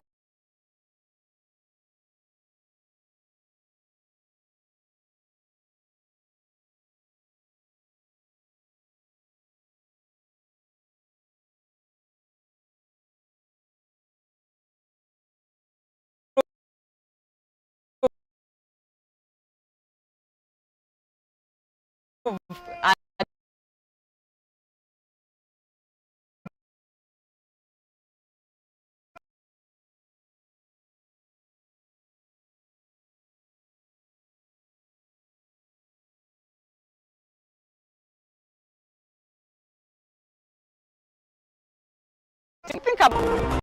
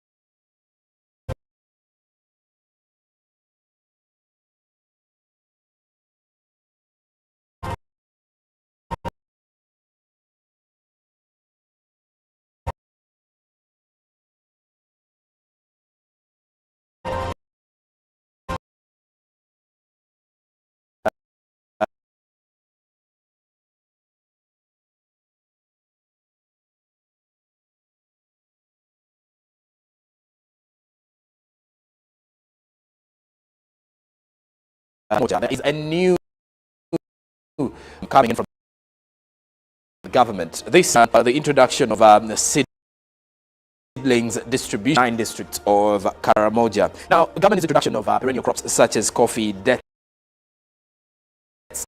does look like Karamoja may benefit from this. Nabuyun Zaj, senior research scientist, Dr. Anthony Raphael Ijala, the lead trainer, says over 18 farmers are being targeted to benefit from the seedlings, as the Ministry of Karamoja Affairs, in partnership with NARO, Nabuyun Zone Agriculture Research and Development Institute, that is Zarid, have introduced perennial crops in Karamoja. Nabuyun Zarid has started training a senior research scientist in Dr. Anthony Raphael Ijala revealed that this training prepares farmers for grape farming within the region. Now, Nabuyun Zarid is targeting over 30,000 farmers in grapes growing with expectations of a group good grapes harvest within the region. Meanwhile, the Karimajong youth are optimistic that the introduction of perennial crops targeting Karimajong youth who have been into cattle rustling will be a huge one of having them engage in commercial agriculture and pretty much contribute greatly to Uganda's economy. Now, Nabuyun Zarid will also distribute grapes, coffee, and desert date seedlings this month of April to the various farmers, so as they get to engage into this growing of the perennial crops. And also trainings are ongoing on how to add value to their farms, and then pretty much good farming practices. Now, the farmers in the 9 districts of Karamoja will be able to grow these grapes and desert dates in the long run after these seedlings will be distributed. Well, away from that, we head to Mbara district, as Mbara Resident District Commissioner Turiabajenyi Emmanuel Katera has launched a 231 million microscale irrigation program aimed at supporting smallholder farmers within the district. Now, the program, which is funded by the World Bank and the government of Uganda, targets farmers who rely on rain-fed agriculture. Initial beneficiaries Mujuni Matthias and Dr. Kasheka Emmanuel received irrigation equipment at a handing over ceremony at the district headquarters. The program is part of the socio-economic transformation of Uganda, and the government has further contributed 75% of the total cost, with these farmers contributing 25%. Now, also, the Mbara RDC warned against vandalism and theft of government property along the way, as the program will increase production and provide reliable water supply for farmers. The engineer in charge of water for production, Arnaitwe Ospat, says 15 farmers will be supported in this financial year towards growing of various crops and engaging in various agriculture practices. The managing director of Bekunda Investments Limited requested the government to install alarm security systems to protect the irrigation equipment from robbery and thuggery. Also, trainings are very vital in regards to use of this irrigation equipment for the farmers within Mbara district. Well, when you look at the good farming practices, also having irrigation equipment or having irrigation as part of the farming value chain is quite important, because with the fact that many of the farmers are engaging in commercial agriculture, you want to compete and have all the necessary equipment or farming equipment with up-to-date farming practices that will keep you up to speed with the ever-changing world of innovation in business. Now, away from that, away from Mbarara, we now turn our focus onto what is coming in from the world of the Forex market to check it out in regards to how the various currencies are faring on the exchange. This is courtesy of the Bank of Uganda, because the US dollar opened or closed. We start with the closure, because by the opening time, this is how you will find the US dollar. It did close selling at 3,814.96, while buying with 3,804.96. The Great Britain pound was buying at 4,720.81, while selling at 4,733.22. The euro was buying at 4,043.53, while selling at 4,054.15. The Kenyan shilling was buying at 28.50, while selling at 28.57, and the Tanzanian shilling was buying at 1.47 shillings, while selling at 1.47 shilling. Lastly, the South African rand, whose president was in the country last week, by the way, is buying at 197.71 shillings while selling at 198.23 shillings. Well, and that is it from the world of business. Let me quickly take you through what is making headlines from the traffic. As we head into our traffic updates, this is something that you really need to cope up to speed with, because according to new details emerging on the issue to do with road failure at Chengera and Budo section along the Kampala-Masaka highway, this is what you need to know. The Uganda National Roads Authority, UNRA, further informs the general public on a road failure at Chengera Budo section along the Kampala-Masaka highway. As a result of the current heavy rains, the existing drainage systems were eroded, causing a cutoff at the section, and the Uganda National Roads Authority has taken measures to secure the site and have cordoned off the affected area, working with the Uganda Police Force. Subsequently, the highway has been closed off to traffic at Busega and Budo. Now, let's look at the diversions. The motorists from Kampala to Masaka are advised to divert at Busega to Buloba and Sanji Road to join the Masaka highway. From Masaka to Kampala, motorists are advised to use Budoka Senge Road to Natete. Then the Uganda National Roads Authority is currently mobilizing to restore the section of the road as quickly as possible. And they also further request all road users to drive carefully and adhere to the traffic guidelines in place. The hashtag in there is the Uganda National Roads Authority Works, or UNRA Works. So for all of you who are using the same route, you can seek out for the diversions that have been put there, and of course be patient, because this week may come along with some heavy traffic downpour all along that highway. Well, that is it from our business updates and the traffic updates this particular hour. Coming up after the break, we do have the Good Morning Uganda agenda, conversations on education. What a time to kickstart off the Monday. Good morning.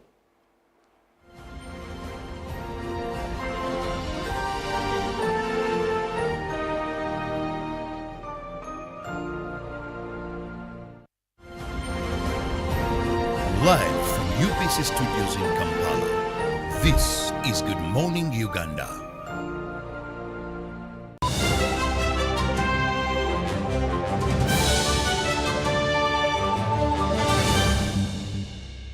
Was brought to you by Just take a polite loan of 200k to stock on my shop. The signs and symptoms of success. The bank commander, not the bank teller. Why hustle for a loan when you've got MTN Momo? We're sorting it. Use the Momo app or dial *165*5# for all quick loans. Choose from the different loan options from our partners and get one that works for you. Together, we're unstoppable. Nyati Motion Pictures brings you Tuko Pamoja, a documentary film about our unity as Ugandans and Africans. Bunyoro would have simply created an East African community that we're looking for today. The rulers of Bunyoro are actually Luos. We people who live across the Nile, we are so related from our myth or from just the Nile. We are the same people, and genetically we are even the same people. We are similar people. We are one. Pamoja, we are one. Use that word, pamoja. Premiering every week from 3rd February to June 2024 at the National Theatre and Indere Center. Daily screenings are from 4th February to June 2024 at Ham Cinemax and the National Theatre. To get a ticket, call 0778 787 660. Tuko Pamoja? The cardinal role of a government is maintaining law and order, safeguarding citizens' rights, and providing essential public goods and services. Throughout its tenure, the government has consistently upheld these principles. This foundation creates an environment conducive to delivering crucial social services to citizens through diverse approaches such as taxation, strategic budgeting, and effective policy implementation. A transformative education system, advancing healthcare provisions, enhancing social welfare, and propelling infrastructure growth, all of which continue to evolve daily to cater to the population's expectations. Supported by a meticulously organized network of ministries, government remains committed to serving its citizens. Coming soon on your public broadcaster, The Front Bench, your interface with the government every Monday at 8:30 p.m. with Joram Paul Sonko, only on your public broadcaster, UBC, inspiring Uganda. Mukoke Fish Farmers Association tuli balunzi ba byananda bike ebisatu omuli Miracap, tilapia oba engege ni catfish twete male. Group eno twatandika twali abantu basatu nga tulingirira obwetaavu obwebyenanda obw'obwiva eno okubona nti tufuna okasente akava mu maadi agali gatambula butambule nga gatubita ku wano ng'ekirabo. Twatandika ni fish pond ndala mu mwaka gw'e2018.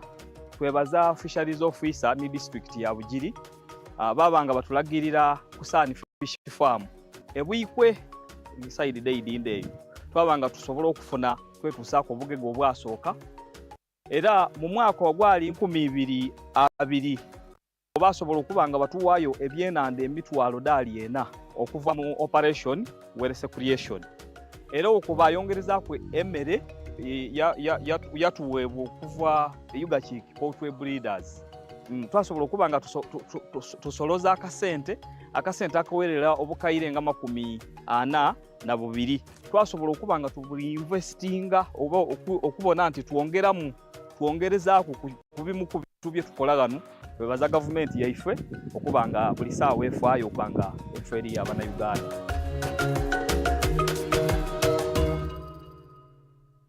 Your mind, body, and soul. Welcome to UBC TV, your go-to destination for holistic well-being. Uncover the latest in fitness, nutrition, mental health, and lifestyle trends. Let's embark on a journey together to cultivate a healthier and happier you. Tune in and thrive with us.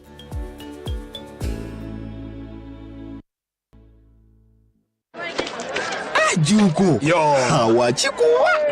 Check the shopping, man. What's your secret? Haven't you heard of the parish development model PDM? Yes, I did, but I thought it was just a talk. No, Sebatia. It is real.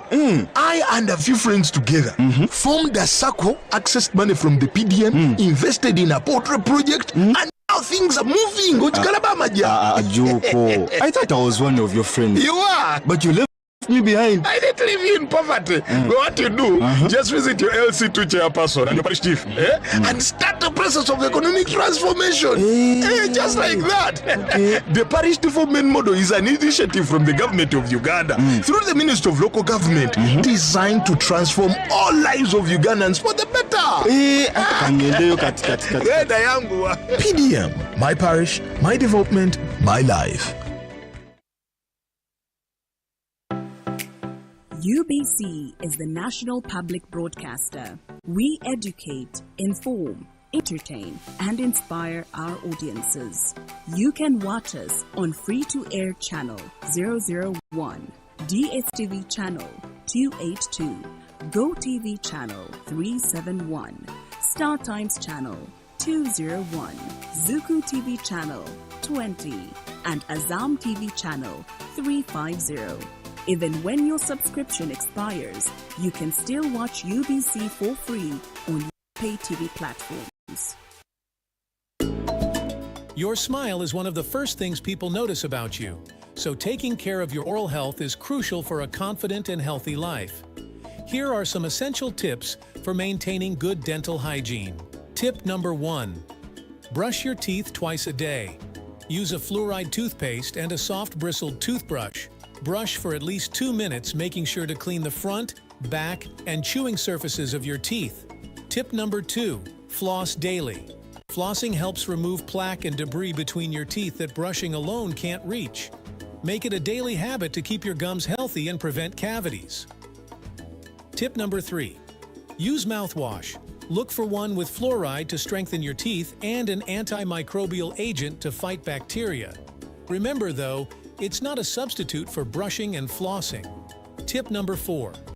Maintain a healthy diet. What you eat affects your teeth. Include calcium-rich foods like dairy and leafy greens in your diet. Limit sugary snacks and acidic drinks as they can contribute to tooth decay. Tip number 5, stay hydrated. Water helps wash away food particles and stimulates saliva production, which helps neutralize acids and fight bacteria. Tip number 6, protect your teeth. If you grind your teeth, talk to your dentist about possible solutions like a night guard. Use a sports guard during activities that could risk dental injuries. Tip number 7, avoid tobacco products. Smoking and using tobacco can lead to gum disease and tooth loss. Quitting tobacco is one of the best things you can do for your oral health. Tip number 8, tongue. Use a tongue scraper or your toothbrush to clean your tongue. This helps remove bacteria that can contribute to bad breath. Tip number 9, regular dental checkups. Schedule regular dental appointments for professional cleanings and checkups. Your dentist can catch issues early and provide personalized advice. Remember, these tips contribute to overall dental health, and consistency is key. If you have specific concerns or conditions, consult with your dentist for personalized advice. Regular dental care, combined with a good oral hygiene routine, is essential for maintaining a healthy and confident smile. This program is produced by Sani Productions, powered by UBC TV, inspiring Uganda.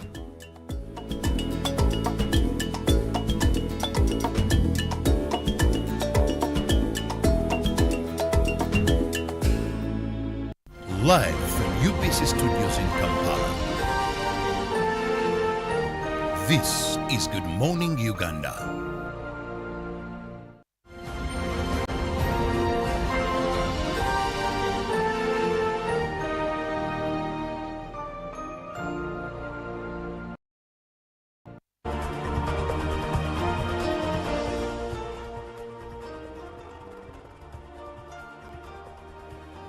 Hello there, good morning and welcome along to our Good Morning Uganda agenda. It is time for us to continue with our conversations. Now, in the month of March, there was a situation happening in Nakaseke district, which had 40 teachers sit for competence exam over poor PLE results within the district.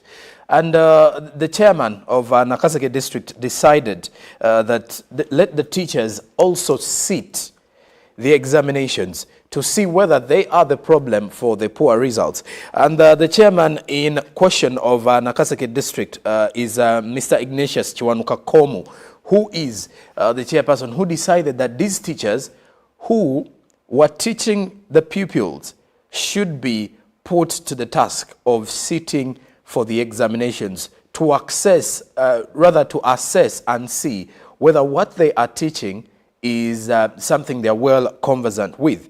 And when you look at the assessment of the same, it was an exam to 51 primary school teachers in Nakaseke district at a center of a debate of whether it was right for the chairperson of Nakaseke district to have teachers sit for such examinations.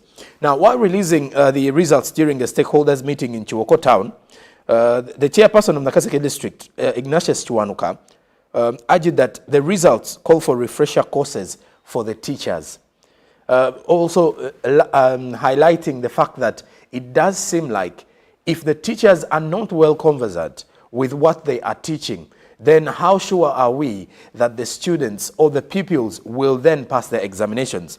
Of course, this follows the fact that the district was looking at quite a number of options to see that they revive the good old days of Nakaseke district where they would perform so well. Looking at the general performance of the pupils in the PLE exams, it left many of the parents unhappy and unsatisfied with the fact that their schools or the schools in Nakaseke district could not compete favorably with other schools within the country. And according to the district chairperson Ignatius Chiwanuka Komu, he revealed that these teachers were assessed on a single subject that he or she teaches at the school. And he further revealed that we've seen some that scored below 30% of 100, while several others got above 70%. And he says that this is not the end. The bigger question, though, is this the only problem that has led to the failure of students, or there are other problems at hand that have led to the continuous failure of students, especially in districts such as Nakaseke? When you look at the entire performance of many of the districts away from Kampala or away from the central region, many of those are also struggling with the results. Even the so-called traditional schools that are away from the capital, which are still not performing well, and more so the public schools. The questions have been arising on whether it is the teachers or the responsibility of the schools and the parents. And also one may also pose a question, are the students well conversant, or are the pupils well conversant with the curriculum or with what is being taught? When you look at the teachers who sat the assessment exams, they were drawn from selected schools that reportedly underperformed during the 2023 primary leaving examinations, or the PLE. And this is where the chairperson of Nakaseke decided that let these teachers from the schools that did not perform according to the expectations of the parents and leading to the failure of some students and the pupils should sit for the examinations to see whether they are well conversant with what they teach. Now, the teachers had earlier been invited for an engagement with the district officials at Nakaseke Technical College. That was on March 13th. That is last month. They were later ordered to put away their bags and sit the assessment exam under the direct supervision of the chairperson. You can imagine the scenes where you are called for an engagement and all you have in your brain is that you're going to sit for examinations. Rather is to meet with the district technical leaders and all that. Then coming to the technical college of Nakaseke, all they were told is to put away their bags, have pens with them, and then sit to write the examinations. Now, according to the Uganda National Teachers Union, the teachers were not even informed of the particular examination body that managed the exam.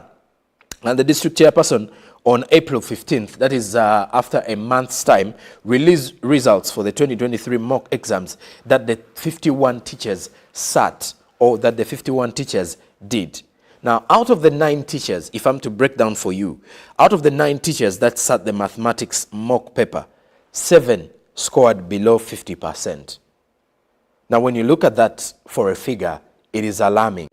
7 out of 9 scoring below 50% shows that 7 of those 9 teachers failed the exam. One of the teachers scored 28%, still according to the results that were released. Then, the highest score in mathematics was 89%. From the 9 teachers, only 2 of those that got 50%. One of the teachers was able to score 89% out of these examinations that were released. Then, for social studies, there were 13 teachers that were forced to sit this examination. 11 of them scored above 70%. One would say that is a very good result. If 11 out of 13 teachers scored 70%, then that result is quite good. The highest mark scored in SST was 92% out of the 100. Now, in the English language paper, 13 teachers were subjected to the exam. Now, these are also 13 teachers who are professionally trained to teach the English language. They were subjected to the assessment, with 5 getting below 50%, and the highest score in the English language, or the English language as a paper, was 88%. Now we go to science, which is one of the which was one of the worst performed subjects still at PLE level in Nakaseke district. In science, 14 teachers sat for the exam. Out of the 14 that sat for the exam, 12 teachers scored marks above 70 out of the 14. 12. So that means 2 of the teachers scored below. 70 with the best scoring, 91% in the science subject. Now, this assessment exam, according to Mr. Ignatius Komu, will be followed by refresher courses for teachers at the end of it all. Why were these exams sat? When they sat down as a district, there are quite a number of things that were discussed together with the district education officer in order to see how can they have schools perform favorably well and compete better with other schools within the country. Looking at other districts that performed so well setting out students in secondary school, you would wish any district chairperson would also want his or her school to be performing to the level of the rest. Now, when you look at the response, the exercise has further generated a mixed reaction from the public because many of the people were happy with this particular assessment that was done, or with this exercise of having teachers sit for the exams. However, under the umbrella body of the Uganda National Teachers Union, many of the other teachers were not happy with what they call something that was not or is not legally viable or realistic to come with. When you look at over the years, many of these discussions have always been ongoing in Nakaseke to see that teachers sit for examinations to assess their performance and see whether they are well conversant with the things they teach to the pupils, especially when it comes to PLE or for the readiness of the primary living examinations. Now, to you, our viewer, you can as well be part of this conversation and share your opinion or view on what you think should be done still to make sure that pupils perform accordingly or perform better. Is the problem with the teachers, or there are lots of other issues at hand? These issues at hand may be the teachers, they may be the school administration, it can as well be the students themselves. How much time are they at school? Are they well attended? Are they well attended to? Then also, are the parents playing enough in regards to ensuring that their students are performing well? And are they providing the necessary facilities and equipment to facilitate the education growth and performance of their students? These are many questions that you can put up across, really, if you are to continue having the conversation in regards to the performance of students in Nakaseke and performance of pupils, because what we have in question here is for the pupils who sat the PLE examinations, which the number was quite alarming since many did not perform accordingly. And in regards to the performance, which means that many did not pass in grade 1 or in first grade. Now, when you look at this exercise, it has generated a mixed reaction from the public, which also includes the government and the Uganda National Teachers Union, regarding the legality and mandate of the district chairperson to subject teachers to such an assessment of this nature of putting the teachers into a classroom to sit and write examinations. Now, according to reports also, when you look at what the Daily Monitor reported, there was a letter that was authored by a legal firm on behalf of UNATU threatening legal action against Mr. Ignatius Komu, who is the chairperson of Nakaseke, if he does not stop this assessment process. Now, in an April 16th letter addressed to Mr. Komu, the legal representatives of UNATU stated that their client learned from the media and received numerous complaints from the members that belong to the Uganda National Teachers Union about the unprofessional assessment outside the law. Now, in the same regard, the matter of poor performance of pupils in Nakaseke can be lawfully addressed through appropriate authorities, according to this same letter. Well, one would still wonder, how can this be legally addressed? Because according to the chairperson, he said you have to start with the main problem. And to him, the main problem is the teachers, because the teachers are the anchors of everything that the students write on their examination. So that means it can easily be attached to their performance. If the students are not performing accordingly, then the teachers are not. We're also in high expectations of having Philbert Baguma, who's the General Secretary of the Uganda National Teachers Union, to join us this morning to have this conversation to see whether it was a viable call or a viable decision by the chairperson of Nakaseke district, that is Mr. Ignatius Chiwanuka Komu, to come up with this level of assessment, having teachers to sit for their examinations and assess to see if they fail the examination, then it shows they are not ready to teach and have their students or have pupils going in for continuous education in the various schools where these teachers teach. 51 teachers sat the examinations. But when you look at the assessment as well, for instance, social studies, looking into also science, you get to realize that many of the teachers performed not so poorly. But subjects like mathematics, which is also a big issue in Nakaseke, not being performed well by the teachers themselves shows that there is a lot that needs to be addressed and a lot needs to be desired if we are to look at things from the assessment perspective that was done by the chairperson of Nakaseke district. Now, also, when you look at this letter, the matter of performance of pupils in Nakaseke in national exams can be lawfully addressed, according to the letter, through appropriate authorities that have the competence and mandate to continuously do this assessment according to what was highlighted. Now, this is to request the chairperson to have the legal exercises in question immediately. Of course, this was a letter through the legal firm that was used by the Uganda National Teachers Union, sending a warning to the district chairperson, Mr. Ignatius Como. Now, they also said failure of which, according to UNATU, they will institute legal proceedings in his capacity. A section of the letter was also copied to the Minister of Education and Sports, then also Minister of Local Government and UNATU, seeing that. Now, when you look at UNATU's view, because according to the General Secretary, who we are also expected to have this morning here, to have a conversation in regards to the same matter, revealed that there is an element of undermining the teachers with such a move, that this is a level of disrespect and undermining of the teachers from the Nakaseke chairperson. And he further revealed that whatever the Nakaseke district chairperson has been conducting is out of his mandate.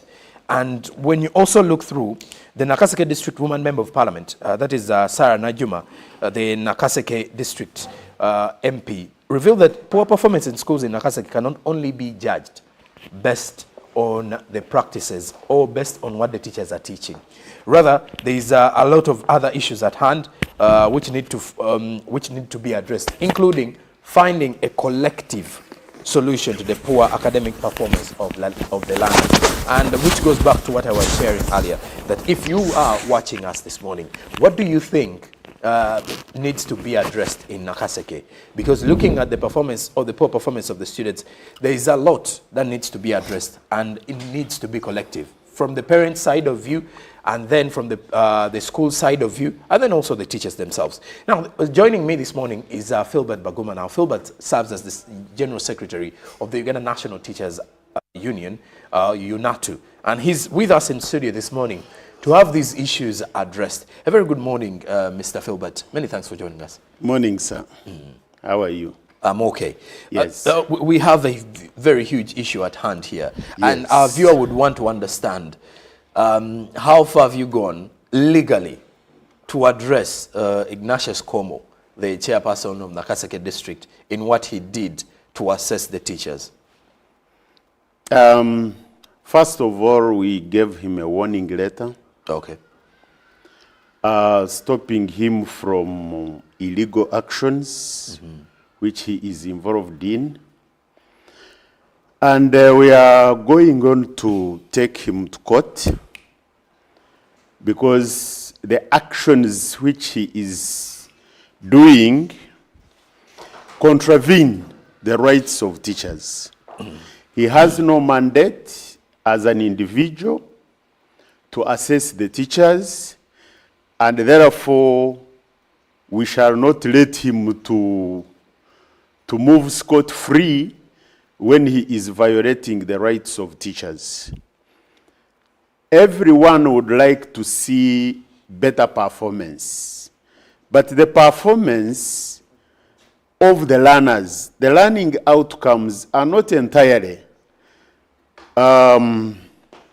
the work of the teacher alone. All stakeholders have what they are supposed to do in order to make sure that we get the expected learning outcomes. And therefore, if you say the teacher has not done his or her work, and therefore he must do exams, what will happen when the patients go to the health center and they die? Is he going to give exams to the nurses and doctors? And therefore, what he is doing is outrageous, and we shall not let him scot-free. Yeah. Well, looking into other matters in regards to the performance of pupils in Nakaseke, because according to the assessment, the reason as to why we have this assessment is looking at the poor performance of the pupils in the PLE exams last year that were released this 2024. Are there other ways that we can easily come to an understanding and try to change the performance or address the poor performance of Nakaseke without having teachers sit for the exams? First of all, you need to know the circumstances surrounding these schools. Okay. How much has the district invested in these schools so that we say, yes, the district did its work, everything was available that supports the teacher to do his or her work, and the teacher did not do his or her work. And therefore, when you go, you start from where are they learning from? Is there infrastructure? Are the parents supporting these children? Are these children having a midday meal? Are the children themselves attending school? And once you establish all this, then you know where the fault lines are. But before you look at all this and you say, no, the learners have failed and therefore the teachers must do assessment tests. Now, what are you assessing? They are already qualified teachers. They came and went through the District Service Commission interviews, and they were found competent to teach.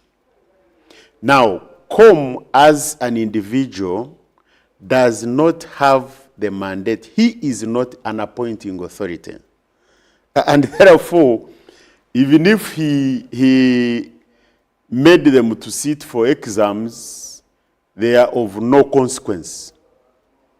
Because there is nowhere he will present them to say, these are the results, what next?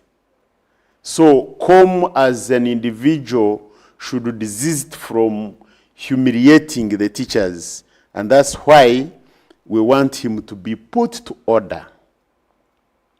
We have a district education officer who heads education in Nakaseke. And therefore, COM as LC 5 chairperson is supposed to get reports from the DEO. The DEO has a team of inspectors, and they are supposed to sit and give reports about the education and what is taking place. And those would be advising him technically, because that's why they are there anyway. But for him to go as an individual and start doing this and that outrageously, that one is not allowed, and we shall not accept it. Okay, one would wonder, has the Uganda National Teachers Union got any response from COMO ever since you wrote to him through the legal firm? We haven't received response, but whether we receive it or not, that will not deter us from proceeding with the process. We must bring him to book. Okay. Yes. All right. Now, when you look at the general performance still, you've mentioned something to do with the circumstances under which the students or the pupils are operating or going to school and the like. Now, which is from the administrative level, and one would say this is where Mr. Komo has to be very vocal because he's the chairperson of the district. When he comes up to take such an action, the Ministry of Education and Sports, one would wonder, as the entire supervisor of activities in education, what would be their take on such a decision? Of course, we are yet to see, because we have assessment bodies legally put in place to do their work. Now, if someone wakes up one day and starts doing the work that is legally designed for a body, and the body keeps quiet, then that's where we come in to say, where is the problem? Because as a Ministry of Education and Sports, they oversee what is taking place. True, primary education is somehow decentralized, but it remains the duty of the Ministry of Education and Sports to oversee what is taking place. Now, the duty of the local government is to support, do the supportive role. One, how does it happen? There is a district education officer with the entire staff of education. Now, their role is to go to these schools to make sure, one, the schools have got adequate staff. To make sure that the schools are following the curriculum as it should be. And then, if there are any issues that are affecting the teaching learning process, then through reports, they should be made to the education department, not to the LC5. They don't report to the LC5. The one who reports to LC5 now becomes the DEO, who is mandated to come and present what is taking place in the department. And therefore, we expect even the Ministry of Education and Sports to come out and pronounce themselves over this matter. Yes. Well, you were quoted by the Daily Monitor saying this is undermining of teachers. I don't know if that is a statement that you did make, but I have some comments coming in from the viewers here, and I'll leave some to you to respond. This one says, good morning, Joram and Mr. Baguma. With teachers scoring below 50%, it's really a big frustration to students. Actually, they can lean on teachers' failure 95% as a reason for their performance. How I wish teachers' performance was kept secretly and they dealt with it internally, as bodies like UNATU, PLE, among others, though PLE is not a body, it's a primarily living examinations, among others, than releasing and declaring it publicly. Though it is bitter reality, but I think it was handled in a way which is not mature. This is Cricket Derek Gagamel for Makindi Luafu. Thank you very much, Derek, with this comment. Also, Derek, what you also need to know is that UNAT was not part of this examination. They were also shocked that the teachers had to sit for the examination. He mentions 95% of poor performance is supposed to be contributed to the teachers. How true is that for a statement? That is an overstatement. Okay. First of all, you see, the teaching learning process will depend on so many factors. One is where the learner is coming from. If the learner is coming from home and maybe they did not have supper, the learner in the morning comes to class, for you, even if you start teaching and you are a very good teacher, there is something lacking in this learner. If the learner does not have scholastic materials, for example, if the learner slept on an empty stomach and is not going to have a midday meal, still you don't expect much from this learner. So it depends on how much support the learner is given. It depends on the environment at school, the environment you have found. So we have the home, we have along the way, and we have now the school setup.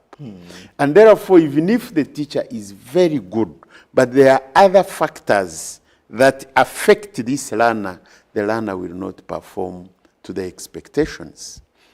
Now, world over, there is nowhere you will wake up like now you invited me to come to the studio, and then when I reach here, you give me a paper and you say, do this exam. Just like how it occurred. There must be an examination timetable if it is an exam that is designed for a certain purpose. So inviting people for a meeting and then all of a sudden from nowhere the papers are distributed and you say, okay, start the exam, and you say those are marks. That is why we are saying there is some level of madness in the actions of the one cum Ignatius. All right. Mr. Baguma, I do have a very chaotic comment here. This one is saying, please allow the LC5 expose the UNATO nakedness. He calls it nakedness. Now, it brings me to a question that I would have asked earlier on as we started our conversation. What is the mandate of the Uganda National Teachers Union? We need to have this conversation really fast, because if a viewer thinks that this is your duty, then there are big questions. What does UNATO do? Do you only have teachers coming on board and have an association and bringing them together? What are some of the objectives behind the starting of UNATO? First of all, we have two major goals as an institution. One is to promote the development of education in this country. Okay. And therefore, we advocate and mobilize our teachers to provide quality education. Number two is to fight for the legitimate rights of teachers as workers. Because as workers, they are supposed to have that protection. The rights are enshrined in the Constitution, and therefore, we as a body, we are supposed to make sure these rights are not violated. Now, someone saying, let him expose the nakedness of UNATO, that one, the expression simply tells you the level of understanding of this person. Because if this person happened to have gone through school system, then he should be able to know what to say, when and how. Okay. UNATO is coming out to talk on behalf of its members. Now, for you to think that anybody should wake up and start doing things anyhow without following the prescribed procedures and processes, then it is like you always want to see bad things happen. Well, we are not saying we don't want to see good performance. True. We want to provide adequate performance to the expectations of all stakeholders. But we must be supported and facilitated to make sure this happens. Mr. Baguma, also one would wonder, is UNATO doing enough to check on the teachers? Because when you look at what Mr. Komu did with coming up with this assessment, however untimely it came in, with him calling them for a meeting, then having them sit for an examination, then afterwards releasing exams publicly, one would say maybe he took his shot. Everyone has always got one shot to take, and he actually took his. Then, well, he got the criticism coming in from UNATO, the public as well, because it created mixed reactions. One would wonder, in such situations when there is poor performance, are the teachers doing enough, and what is UNATO doing to address the issue where many parents are not happy with the efforts done by the teachers? I have told you that whoever sits and thinks that the teachers are solely responsible for the learning outcomes, not solely as such, then the person is misfiring. The teacher will receive the learners, but where are these learners coming from? What have they come with to class? If I am in the classroom, if I am in the school, and I receive learners who are ready to learn, then my duty is to facilitate the teaching learning process. And obviously, wherever you will see results coming, it is a concerted effort. It is not only the teacher, or it is not only the parent. Every stakeholder must play their role. And then through this concerted effort, then you get the results you want. Otherwise, if you bring the learners and put them in the classroom and say, teacher, here you are. However good you may be, the other factors will affect the performance of these learners. Okay, way forward, what should be done? One, with the fact that we have the teachers being ashamed publicly for failing. Okay, not all of them fail the examinations, but some fail the examinations, and they've already been viewed differently from the parents and even the pupils they are teaching. You can only imagine. What is the way forward? What should be done moving forward in regards to one, assessment of the teachers and how they do their things, then two, to increase the performance levels of the students within the district? First of all, I don't want to buy the idea of saying the teachers failed, because you cannot fail what is not there. Very true. There was no examination set by the competent bodies which are mandated to do that work, and therefore there was nothing like an exam, and therefore you can't say they failed. That's one. Number two, what needs to be done is to make sure that all stakeholders are mobilized, they come together and find lasting solutions towards the performance of the learners in the district. Provide what is necessary and make sure the teachers are supported and facilitated to do their work, and the results will be seen. Okay. And I have one more comment coming in from the viewer who says, good morning, Mr. Gilbert and Joram. I totally disagree with Mr. Baguma. He says that, do you want to still say that it's now a problem of parents and infrastructure that has caused Nakaseke to perform poorly for the last years? And he says that he totally agrees with Mr. Komu on what he did, other than saying he humiliated teachers. And he feels that it was right for what was done. He didn't leave his name though. But thank you very much for the comment. I have another comment saying, how can you support a teacher who scores 27 in mathematics and expect good results from pupils? And this one calls it corruption that we are talking about. Well, it is a view and a comment that you can easily take with you as well. But thank you very much for being part of the conversation. Mr. Philbert Baguma did join us along the way. He's the Secretary General of the Uganda National Teachers Union. For the viewers, thank you for the comments. I'm seeing some also coming in via SMS. Thank you very much. We shall continue with the conversation online. But for now, coming up shortly is the GMU Sports with Ruben Pima Chibirango. More news coming up. Manchester United almost got knocked out yesterday in the FA Cup.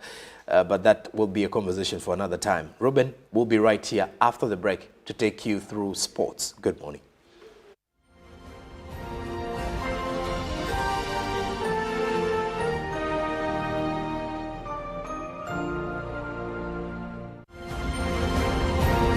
Live from UBC Studios in Kampala, this is Good Morning Uganda.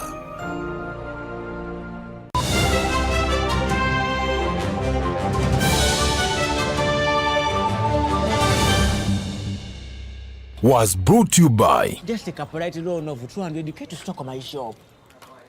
The signs and symptoms of success. The bank commander, not the bank teller. Why hassle for a loan when you've got MTN Momo? We're sorting it. Use the Momo app or dial *165*5# for all quick loans. Choose from the different loan options from our partners and get one that works for you. Together, we're unstoppable.